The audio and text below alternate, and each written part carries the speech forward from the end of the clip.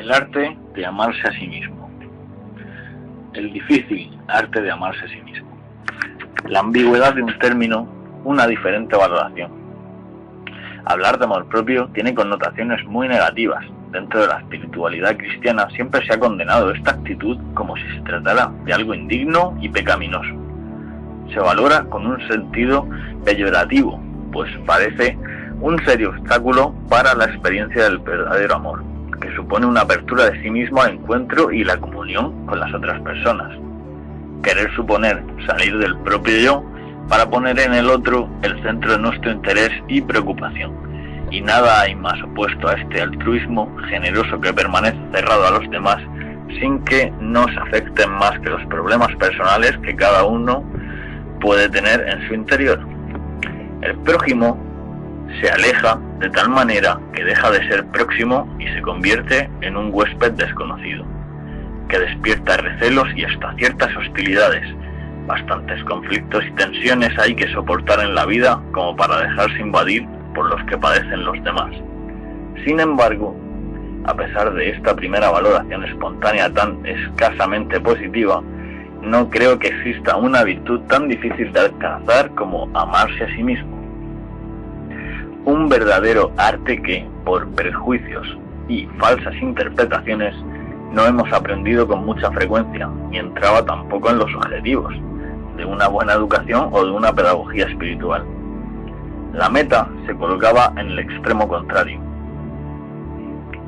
La condición para entregarse a los demás era precisamente el olvido y el desprecio a sí mismo, para no quedar prisionero y encerrado en la propia interioridad. Cuanto menos cariño exista hacia uno mismo, el amor a los demás irá creciendo, como el que desea entregar todo lo que tiene sin quedarse para sí ninguna reserva. Recuerden que todo lo que puedes amarte a ti mismo, podrás amar a los demás. Es decir, si tú tienes una cantidad de amor, eso puedes entregar, no más. ¿Estamos entonces ante un vicio miserable o ante una virtud encantadora? ¿Qué creen? El egoísmo es una caricatura del amor. Por supuesto que este difícil arte no lo identificamos con otras experiencias demasiado instintivas, que nacen de forma espontánea como mecanismos de defensa que buscan solo el interés personal. Sería el propio amor en su sentido más individualista, egocéntrico, curvado sobre sí mismo, sin espacio ni cabida para los demás, insensible frente a las necesidades ajenas, con un olvido profundo de todo lo que no afecte a la propia persona. El centro de gravedad gira de tal manera sobre su imagen narcisista que acaba ahogándose en sus propias preocupaciones, sin ninguna posibilidad de encontrar solución alguna a su alrededor, como si fuera un ser solitario y hundido en una isla desierta, condenado a morir en la soledad que él mismo se buscó. O, lo que es peor, con la sensación de humillación y frustración de quien creyó autosuficiente, sin necesidad de la limosna de nadie, y ahora experimenta la amargura de su derrota y su equivocación. La condena a semejante actitud no ha perdido vigencia y resultará siempre válida en cualquier época o circunstancia. El amor a sí mismo, bajo las características apuntadas, entraría sin duda en competencia con la entrega a los demás, como un obstáculo insalvable para salir hacia el otro. Desde la propia psicología se insiste en que por ese camino nunca se llegará a la maduración humana, pues supone un rechazo profundo de la oblatividad, de oblación, el darse en ofenda. Esto marca la meta de todo proceso educativo e impide el individualismo empobrecedor del que se refugia en su aislamiento. Y desde el Evangelio se recuerda muy a menudo también la misma verdad, aunque con otra terminología: quien está preocupado por salvar su vida, la perderá. El amor es la única moneda que se multiplica cuando se da y disminuye cuando se guarda sin compartir. Si el amor propio se identifica con el egoísmo, no tiene tampoco ninguna justificación. Se dijo: amarás a tu prójimo como a ti mismo. Como ya os dije, la cantidad que tú tengas de amor es la que puedes entregar, no más. Los datos psicológicos y las recomendaciones evangélicas se abren, sin embargo, a otra perspectiva bastante diferente. Mientras la persona no sea capaz de amarse a sí misma, de reconciliarse con sus limitaciones, de aceptar sus sombras y desajustes interiores, tampoco podrá amar al prójimo con sus deficiencias y sus fallos. Y Jesús volvió a insistir en esta verdad cuando responde al escriba sobre cuál es el primero de todos los mandamientos, después de hacer referencia al conocido texto de Deuteronomio, de amar al Señor con todo tu corazón, con toda tu alma, con toda tu mente, con todas tus fuerzas. Se añadía de forma explícita: el segundo es amarás a tu prójimo como a ti mismo. Hablo de cristianismo porque es la más expandida, pero también sirve para el budismo, para creyentes en el universo, en energías, etcétera. Bueno, repito, como dije, el segundo es amarás a tu prójimo como a ti mismo. En este caso, el amor a uno mismo posibilita y condiciona el amor a los demás. En esta segunda hipótesis, el amor propio no es un regalo de la naturaleza, que se nos ofrece sin ningún tipo de colaboración personal, como sucede con el egoísmo. Buscar lo que a uno le agrada, le gusta, le conviene o le interesa sin tener en cuenta otros valores comunitarios no requiere ningún aprendizaje, pues de forma espontánea cada cual selecciona en función de su propio interés. Pero a una experiencia como esta no hay derecho a adjetivarla de amorosa. Se trata de un egoísmo vulgar que destruye cualquier tipo de comunión o encuentro. La verdadera experiencia amorosa, por el contrario, supone una aceptación cálida, comprensiva, benévola, no exenta de una cierta dosis de humor, que abraza con el realismo la verdad que cada cual descubre en su corazón y que se detecta también con sus múltiples imperfecciones en el interior de las demás personas.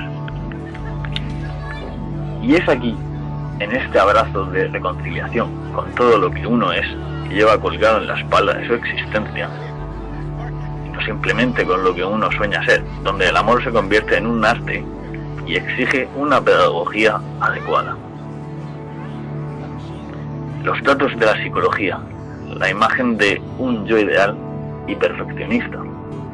Si el afecto parece algo natural y espontáneo, ¿por qué esta experiencia se hace tan compleja y difícil? ¿Qué crees? Tanto la psicología como la fe pueden, de nuevo, aportarnos otros datos de enorme interés, que ahora me limito a apuntar con brevedad. Los psicólogos repiten que, desde el comienzo de la vida, el ser humano necesita de la ley.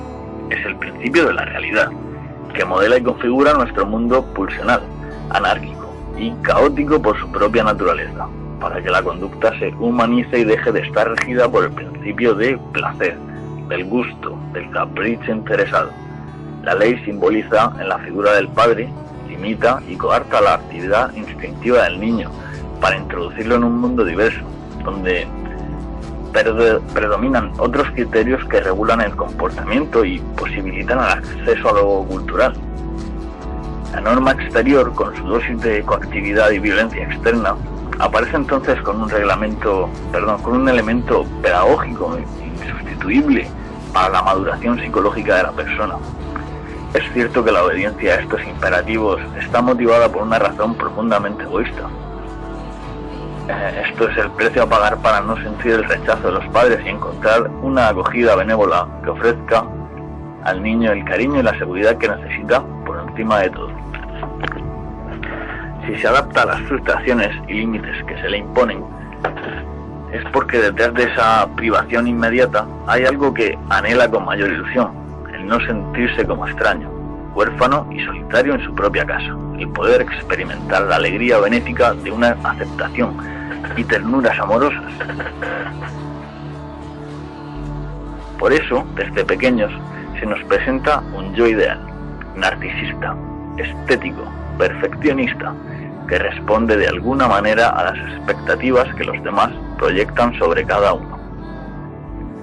La lucha y el esfuerzo se centran en conseguir esa meta, en acceder a esa cima, como condición indispensable para obtener el aprecio y la estima de los que nos rodean. Toda la ilusión está orientada a vivir de acuerdo con esta imagen idealista, procurando evitar cualquier perfil que no se acomode al modelo soñado.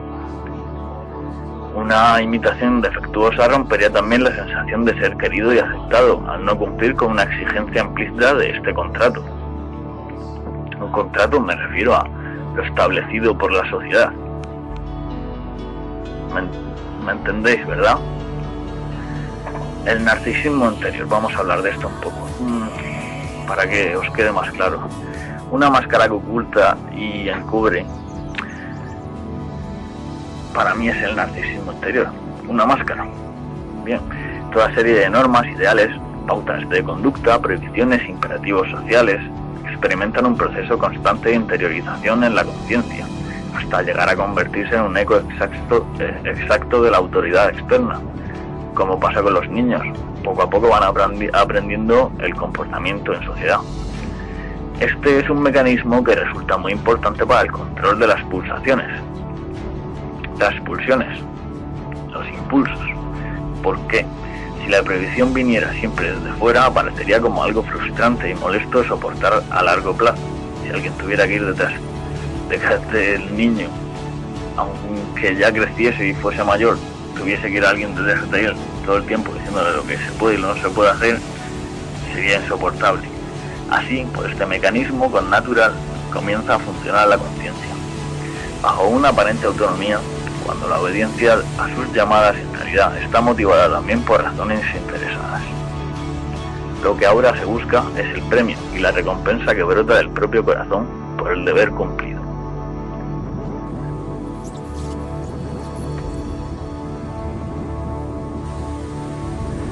Las órdenes impuestas desde el exterior aparecen ya como exigencias internas, pero con un idéntico significado: ofrecer una imagen que despierte la aprobación de los demás y aumente, como consecuencia, la estima del propio narcisismo.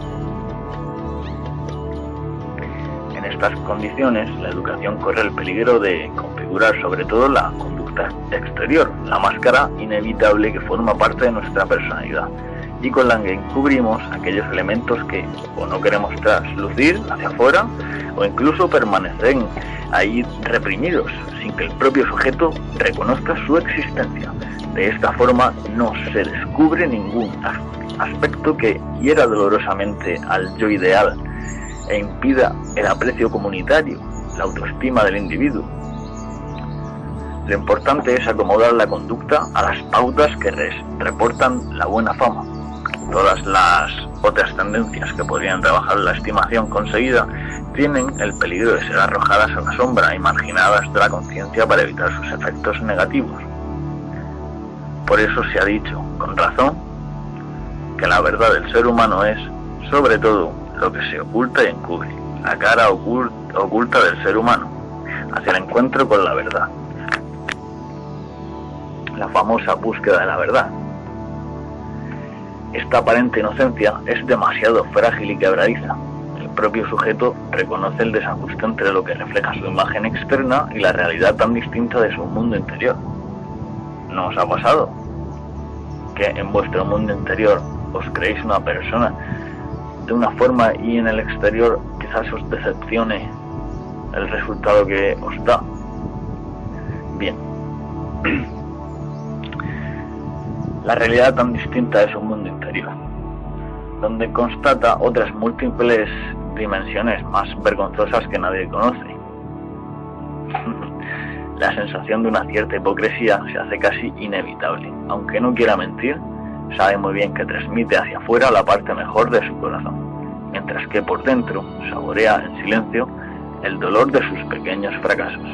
Si la gente llegara a penetrar en su verdad más honda, su estima sufriría también un rudo golpe. Otras veces, aunque se desconozca durante algún tiempo la realidad interior, bien disimulada y encubierta a los propios ojos, la misma vida se encarga de sacudir a través de múltiples y variadas circunstancias ese mundo artificial y tan postizo. Es el encuentro desconcertante con una verdad que produce un efecto desolador. Lo que cuesta trabajo y hace tambalear a nuestro psiquismo es admitir sin tapujos que otra persona que otra vertiente sombría, hostil y repugnante que aflora poco a poco a la superficie forma parte de la propia condición. El yo ideal se siente arrojado de su trono majestuoso para, de pronto, darse cuenta de que no pertenece a ninguna aristocracia, sino que participa de la misma pobreza y miseria que los demás, despojado de cualquier otro privilegio. La antigua imagen perfecta que habíamos asimilado, con la ayuda de nuestro narcisismo para creernos superiores y ajenos a las limitaciones humanas, queda destrozada para siempre. Y amar, como decíamos antes, es aceptarte como uno mismo es, y no como uno quisiera ser o haber sido. El yo ideal. No, es tal y como eres, es así como debes amarte. Reconciliarse con los propios límites, sin que esto signifique cruzarse de brazos o quedar satisfecho. Si quieres mejorar, mejora, siempre tienes que intentar mejorar, pero tienes que aceptarte tal y como eres. Reconocer que somos autores de ciertos capítulos o páginas de nuestra historia que preferiríamos no haber escrito. Existen al menos algunos párrafos o frases que nos gustaría borrar para no volverlos a leer. Es, en una palabra, abrazarse con la propia pequeñez y finitud, sin nostalgias infantiles, con una mirada realista llena de comprensión y ternura.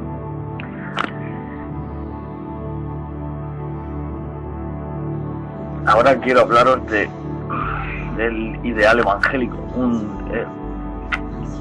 Yo pienso que es una falsa concepción de la fe. Bien, me explico. Lo que acontece a nivel psicológico también es una traducción espiritual. Bien, es que no ha sido bien entendido, a mi parecer, esto. Entonces, continúo. Se nos ha insistido tanto en el ser perfectos como vuestro Padre Celestial es perfecto. Una frase muy repetida: ser perfectos como vuestro Padre Celestial es perfecto. Que la santidad se convierte en el ideal evangélico de toda persona generosa.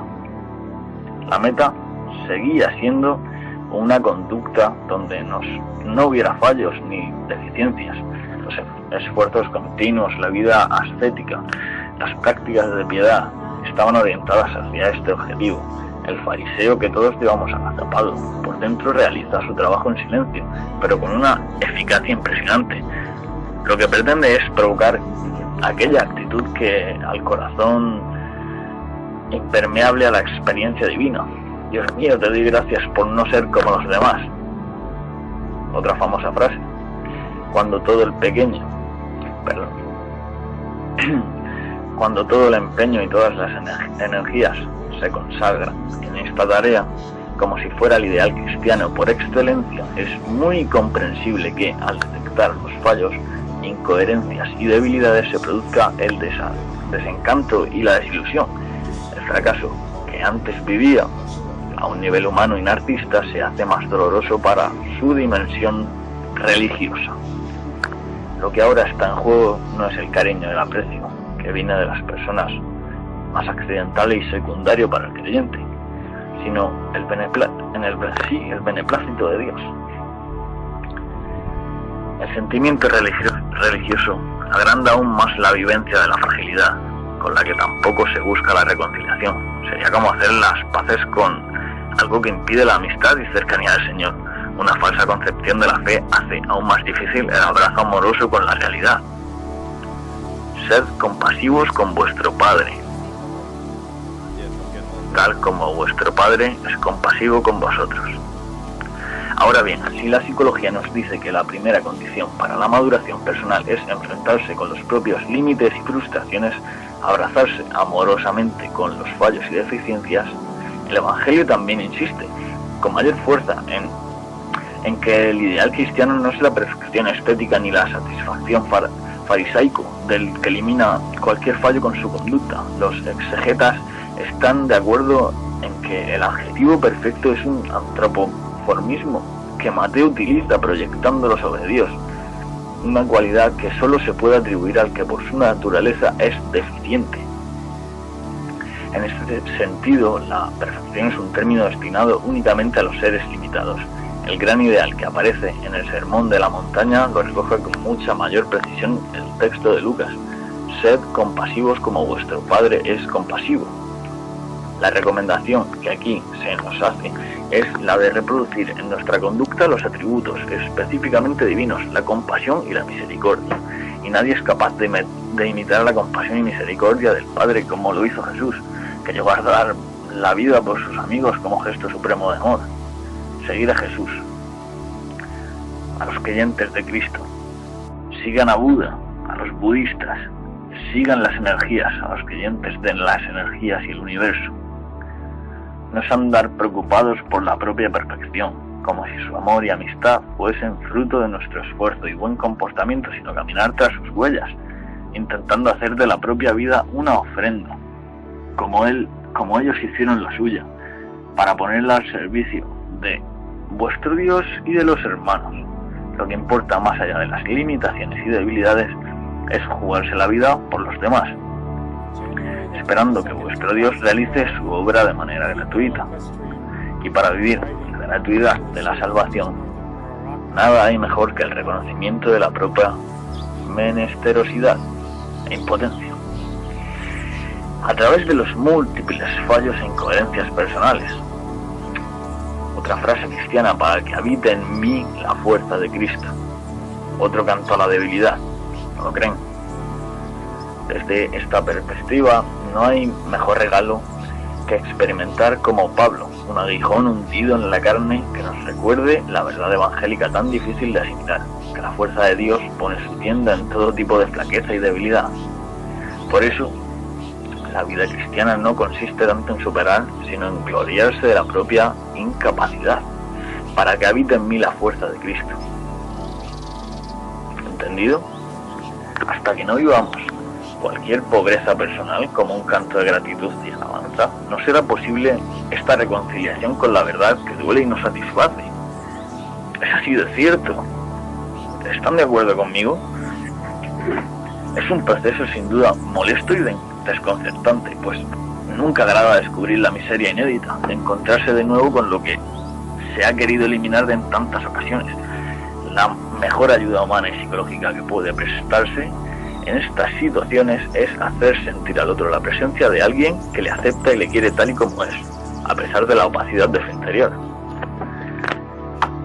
Bien, como una invitación permanente a que el mismo sujeto descubra también la posibilidad de amarse a sí mismo, la mirada compasiva y misericordiosa de Dios debería ser, además, un nuevo estímulo para esta reconciliación amorosa, que lleva a la serena y humilde confesión de que en nuestro interior, como en el de cualquier otra persona, quedan siempre espacios, más o menos oscuros y miserables. Interiorizar es buscarse a sí mismo, y el sí mismo está más cerca de Dios. Por ello, la meditación, rezar, etcétera, ayuda mucho a este contacto. Solo desde aquí es posible el amor y la reconciliación con los demás. La cara oculta y sombreada que cada uno lleva por dentro no es más que un exponente significativo de la sombra existente en el corazón de los demás.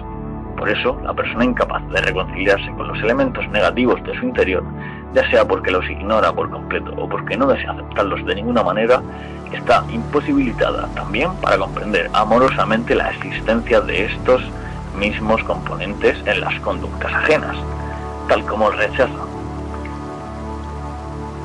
sus propios fallos, pero es un rechazo subconsciente. Subconscientemente no quiere ver los fallos, quizás sepa que están, pero no los quiere ver. Entonces, si no eres capaz de ver tus fallos, nunca vas a poder ver los de los demás. Sí los vas a ver, pero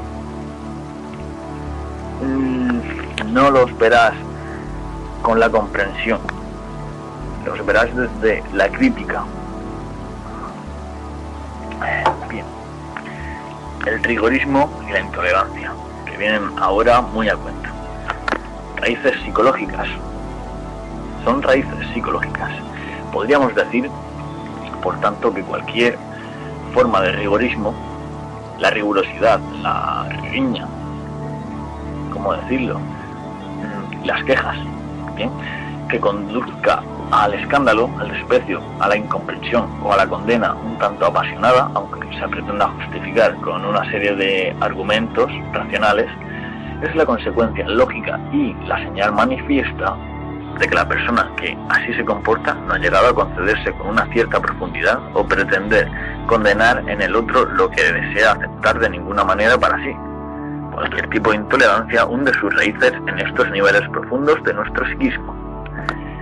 En el primer caso, como existe una buena conciencia en la superficie, por la ignorancia de aquellas tendencias que no dan señales de existir, resulta difícil de comprender cómo es posible que tales inclinaciones se manifiesten en los otros. No entendemos lo nuestro, no podemos entender lo de los demás. Pero en la medida en que se vislumbra interiormente, quiero hacer una pausa aquí. Jesús el Cristo, entendía a la humanidad porque él llegó a conocerse a sí mismo. Buda también lo decía: te conozco porque me conozco. Bien, todos los grandes han entendido la humanidad y han conseguido ese recuerdo eterno de, da igual los años que han pasado, de Cristo 2014 años ya, y aún sigue vivo entre la humanidad. Buda también. ¿Entienden? Cuanto más se conozcan a ustedes mismos, más podrán conocer a las demás personas. Las partes que conozcan de ustedes podrán verlas en las demás. ¿Bien? Ok, pero en la medida en que se vislumbra interiormente la presencia de sí mismo, aunque sea insignificativamente embrionaria de todos los impulsos negativos ocultos en el psiquismo humano, el reconocimiento de la propia realidad negativa, bien, las cosas malas que tú tienes, nos hace ver en el otro, por muy perverso que sea, a un hermano que participa y comulga con nuestra misma condición. Nuestros fallos son los suyos, ellos también tienen fallos. Bien, la interioridad del ser humano está tejida con los mismos elementos en todas las personas, y desde el momento en que se vivencia que todos por dentro somos parecidos, pues cualquier semilla mala está sembrada en el interior, aunque no se desarrolle y fructifique, quedará siempre un espacio para la misericordia y la compasión. Pero no basta con tomar conciencia de nuestra verdad. Se requiere, como hemos dicho, un paso más decisivo y dificultoso: la aceptación de cariño. Todos esos elementos que cuesta trabajo admitir, hasta llegar a la plena reconciliación con el sí mismo, que conllevará a la plena reconciliación con los demás. De lo contrario, es muy fácil que se produzca una reacción que se oculta muy frecuentemente en toda crítica dura y agresiva: la condena tajante de cualquier vicio, que bien podría ser una confesión implícita de lo que no deseamos reconocer de ningún modo en nosotros mismos. El rechazo enérgico y vigoroso produce iluminatoriamente la impresión de que se vive muy lejos de lo que se fustiga, de no estar manchados por la suciedad que se reprueba, de no tener vinculación con lo que se juzga, como algo perverso, cuando en realidad son intentos superficiales de encubrir con la palabra ante los demás y ante nosotros mismos que nada de esa fealdad afecta a nuestra vida. Parodiando el refrán popular, también podría decirse en estos casos: dime lo que criticas y te diré lo que eres. ¿La han escuchado alguna vez?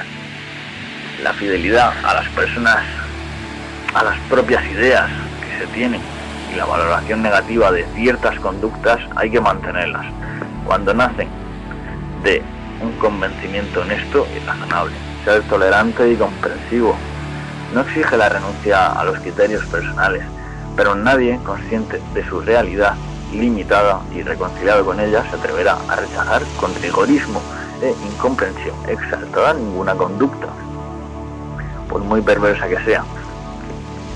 Intentará entenderla. El que consigue reconocer y acercarse con cariño benevolente a su propia realidad, lo hará de la misma forma cuando se aproxime a la persona ajena. No quiero sacrificios, sino que seáis compasivos. Otra frase bíblica.